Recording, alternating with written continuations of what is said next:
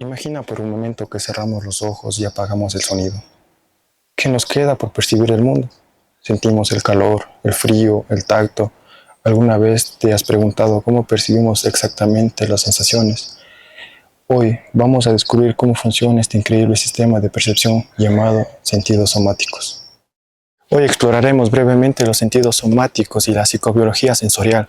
Los seres vivos poseemos receptores sensoriales, mecanismos biológicos que permiten captar y procesar información de diferentes formas de energía del entorno, esenciales para la supervivencia y la adaptación. Los seres vivos tenemos receptores sensoriales que son mecanismos biológicos diseñados para captar diferentes formas de energía, como la luz, el sonido o la temperatura. Estos receptores permiten que la información del entorno llegue a nuestro sistema nervioso, pues el sistema nervioso tiene su propio idioma, los potenciales de acción, que son señales eléctricas. Por eso, cualquier información que nuestros sentidos recojan debe ser traducida a este lenguaje. El término estimulación sensorial se refiere a los tipos de energía que pueden influir en nuestro comportamiento, como la luz o el sonido. Cada tipo de energía tiene características físicas como la frecuencia y la intensidad, pero no todas las formas de energía afectan nuestro comportamiento, ya que la evolución ha seleccionado el tipo de energía relevantes para nuestra supervivencia. La clave aquí es la transducción sensorial, que es el proceso por el cual los receptores transforman diferentes formas de energía en impulsos nerviosos. Sin embargo, un reto interesante es cómo nuestro sistema nervioso sabe si está procesando información visual o auditiva, cuando todas las señales son impulsos nerviosos. En 1826, el fisiólogo John Muir propuso la ley de las energías nerviosas específicas, que explicaba que cada modalidad sensorial, como la vista o el oído, utilizaba vías nerviosas específicas para transportar su información. Hoy en día se conoce como la ley de las líneas marcadas, que dice que la modalidad sensorial que percibimos depende del trayecto de las vías nerviosas desde los receptores hasta el cerebro, no de la naturaleza de la energía en sí. Los receptores sensoriales y la transducción. Los receptores sensoriales son esenciales para nuestra percepción del entorno y se dividen en dos tipos principales. En primer lugar, tenemos los receptores neuronales, que son neuronas en sí mismas, como los receptores olfativos, cutáneos y propioceptivos e interceptivos. La estimulación ambiental actúa directamente sobre estas neuronas, generando un potencial generador.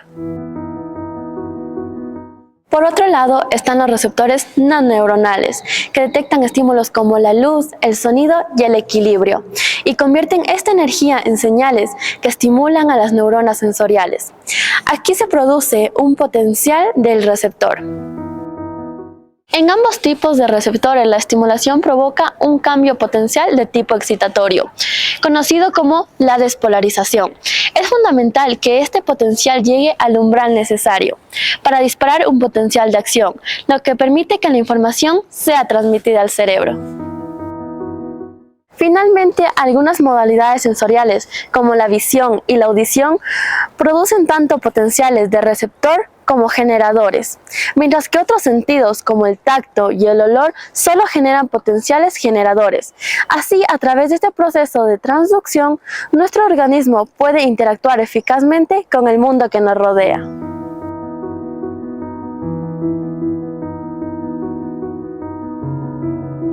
Los campos receptores. La actividad de una neurona sensorial resulta modificada por la estimulación de los receptores sensoriales, es decir, que se contactan con la misma. La región asociada a la actividad de una neurona sensorial se denomina campo receptor. El concepto de campo receptor no solo se refiere a las neuronas sensoriales de primer orden, sino también se pueden referir al campo receptor de las neuronas de segundo o tercer orden. Los receptores sensoriales de la piel. Los sentidos somatosensoriales, somáticos o somestésicos constituyen los mecanismos nerviosos que recogen información de lo que sucede en la superficie del cuerpo y en su interior. Los sentidos somáticos comprenden 4 modalidades: el tacto, la temperatura, la nocicepción y la sinestesia o propiocepción.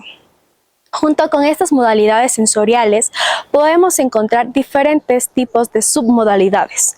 Por ejemplo, podemos distinguir distintas formas de sensaciones táctiles: tacto eprítico o protopático.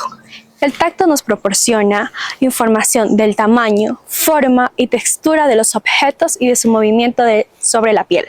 La propiocepción nos informa de la posición y movimiento de las articulaciones y cuerpo. Esta información proviene de los receptores de los músculos esqueléticos y de los tendones. La propiocepción es capital para llevar a cabo los movimientos voluntarios. La nocicepción nos informa sobre los daños en el tejido, que por general se manifiestan por dolor o picor. La temperatura de frío a caliente. Por medio de los sentidos somáticos tenemos la capacidad de identificar la forma y la textura de los objetos, controlar las fuerzas internas y externas que actúan sobre nuestro cuerpo y detectar situaciones nocivas en potencia. Receptores somatosensoriales de la piel. Proch y colegas en su libro La epidermis, desarrollando una barrera multicapa, publicado en 2008, definen a la piel como una estructura multifacética e indispensable para la supervivencia del ser humano. Esta está compuesta por 3 capas principales: el tejido subcutáneo, la dermis y la epidermis.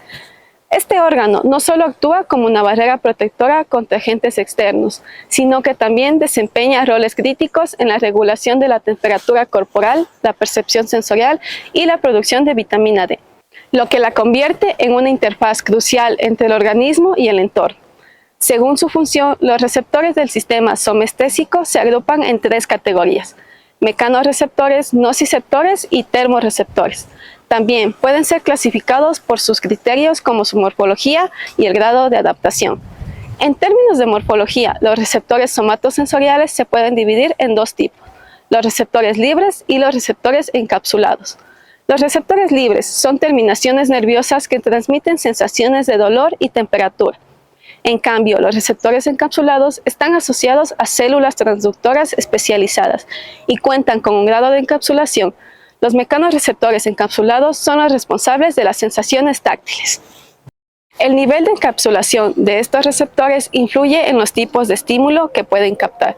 Asimismo, en función de su grado de adaptación, los receptores somatosensoriales se pueden clasificar en 2 tipos: receptores de adaptación rápida o fásicos. Estos envían información sobre estímulos en el entorno, como el movimiento y aspectos dinámicos, y responden intensamente, aunque brevemente, a los estímulos. Sin embargo, su respuesta se reduce si los estímulos son constantes. El otro tipo son los receptores de adaptación lenta o tónicos. Estos informan sobre la permanencia de un estímulo, características estáticas, y continúan enviando señales mientras el estímulo está presente. Los mecanorreceptores. Los mecanorreceptores son responsables de transmitir al sistema nervioso central información sobre el tacto, la vibración, la presión y la tensión en la piel. Se caracterizan por tener estructuras especializadas, conocidas como mecanorreceptores encapsulados, que rodean el extremo de las terminaciones nerviosas. Existen 2 tipos de piel: la piel glabra y sin pelo, y la piel pilosa con pelo. La piel glabra tiene una mayor sensibilidad y una capacidad de discriminación a causa de una densidad de inervación mayor que la piel con pelo, y se encuentra en áreas como los dedos, la palma de la mano, la planta de los pies y los labios. En la piel glabra se identifican 4 tipos principales de mecanorreceptores: corpúsculos de Meissner, discos de Merkel, corpúsculos de Pacini y corpúsculos de Ruffini. A continuación hablaremos más brevemente de ellos. Receptores superficiales, corpúsculos de Meissner y los discos de Merkel.